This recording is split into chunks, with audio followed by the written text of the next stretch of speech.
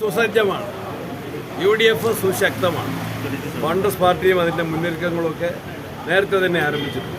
തെരഞ്ഞെടുപ്പ് പ്രഖ്യാപനം അല്ലെങ്കിൽ തെരഞ്ഞെടുപ്പിൻ്റെ സാഹചര്യം ഉണ്ടായപ്പോൾ തന്നെ തെരഞ്ഞെടുപ്പിൻ്റെ ഒരുക്കങ്ങൾ ആരംഭിച്ചു. അത് അവിടുത്തെ ജില്ലാ കോൺഗ്രസ് കമ്മിറ്റിയും അവിടുത്തെ മണ്ഡലം ബ്ലോക്ക് കമ്മിറ്റികൾ, ബൂത്ത് കമ്മിറ്റികളെല്ലാം വളരെ ശക്തമാണ്. അതുപോലെ UDF വളരെ സുസജ്ജമാണ്. ഇലക്ഷൻ ഞങ്ങൾ അനായാസേന നല്ല ഭൂരിപക്ഷത്തിൽ ജയിക്കും. സ്ഥാനാർത്ഥി പ്രഖ്യാപനം എപ്പോൾ ഉണ്ടാവും? വളരെ തന്നെ ഉണ്ടാവും. ഈ കഴിഞ്ഞ തെരഞ്ഞെടുപ്പുകളെല്ലാം പ്രഖ്യാപിച്ച അന്ന് തന്നെ പിറ്റോക്കം തന്നെ സ്ഥാനാർത്ഥി UDF പ്രഖ്യാപിച്ചു. എത്രയും വേഗത്തിൽ ഞങ്ങൾ എല്ലാവരും പല സ്ഥലത്താണ്. എല്ലാവരും തമ്മിലൊരു ആശയവിനിമയത്തിൻ്റെ ആവശ്യമുണ്ട്. അഖിലേന്ത്യാ നേതൃത്വത്തിൻ്റെ അനുമതിയാണ്. അവരാണ് അനുമതി അന്തിമമായി തരേണ്ടത്. അതിൻ്റെ സാങ്കേതിക കാര്യങ്ങൾ തീർത്താൽ എത്രയും പെട്ടെന്ന്. ചർച്ചകളൊക്കെ കഴിഞ്ഞ ഇടയ്ക്ക് കുറേ നടന്നതുകൊണ്ട് ഒരു അന്തിമ ധാരണ ആയിട്ടുണ്ട്. ഫൈനലായിട്ട് രണ്ട് പേരുകളിലേക്ക് ചർച്ചകൾ വന്നു. ആരുടെ BSP ഇത് രണ്ടുപേരുടെ അർഹതയുള്ള നിരവധി പേരുകൾ അതെന്ന് ഫൈനലായിട്ട്. നേരത്തെ ഈ രണ്ട് പേരുകൾ വന്നതുകൊണ്ട് അത് ഏതെങ്കിലും തരത്തിൽ രണ്ട് പേരുകൾ മാത്രം നിങ്ങളാണ് രണ്ട് പേരിൽ ചുരുക്കുന്നത്. നിരവധി പേരുകളുണ്ട്. ആ പേരുകളെല്ലാം വളരെ ഗൗരവത്തിൽ പരിശോധിക്കും, പരിഗണിക്കും. പാലക്കാടൊക്കെ പോലെ ഈ സ്ഥാനാർത്ഥിത്വം കിട്ടാത്ത ആളുകളെ LDF നോക്കിയിരിക്കുകയാണെന്നുള്ള അഭിപ്രായങ്ങളുണ്ട്. പാലക്കാടിൻ്റെ അനുഭവം നമ്മുടെ മുമ്പിലുണ്ട്. അതുപോലെ ഒന്നും ഉണ്ടാവില്ല.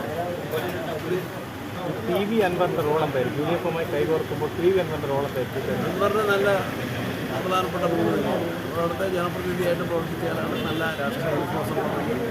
അദ്ദേഹത്തിന് കൂടുതലായിട്ട് UDF-നെ സഹായിക്കാൻ സാധിക്കും. ജനങ്ങളുമായിട്ട് നല്ല UDF-മായിട്ട് തന്നെ അൻവർ ഒന്നിച്ചു മനസ്സിലാക്കാൻ സാധിക്കുന്നു. അൻവർ എഫക്റ്റ് ആയിരിക്കും നിലമ്പൂർ നിർണായകമാകുക. ഗവൺമെൻറ്റിന് വിരുദ്ധ വികാരം പബ്ലിക്കിൽ, അതാണ് മുഖ്യമായത്. അതിൽ അൻവർ കൂടി കോൺട്രിബ്യൂട്ട് ചെയ്യും. സമയം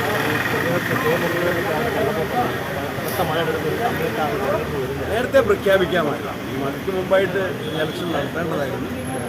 ബെറ്റർ ലേറ്റ് ആൻഡ് നെവർ. തെരഞ്ഞെടുപ്പ് ഏതെങ്കിലും തരത്തിൽ അത് ബുദ്ധിമുട്ടാകുമോ മഴക്കാലത്ത്? നമുക്കറിയാം, മഴയ്ക്കുണ്ടാകുന്ന പ്രയാസം എല്ലാവർക്കും അറിയാം. നേരത്തെ മഴ വന്നു.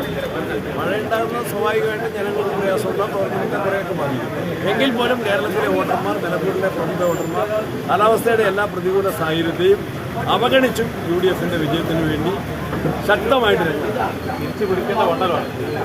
പിടിച്ചു കഴിഞ്ഞു. ഈ ഒരു കാര്യം കൂടി, ഇന്ന് തന്നെ സ്ഥാനാർത്ഥി പ്രഖ്യാപനം ഉണ്ടാവും. എത്രയും നേരത്തെ അറ്റ് ദി ഏർലിയസ്റ്റ്.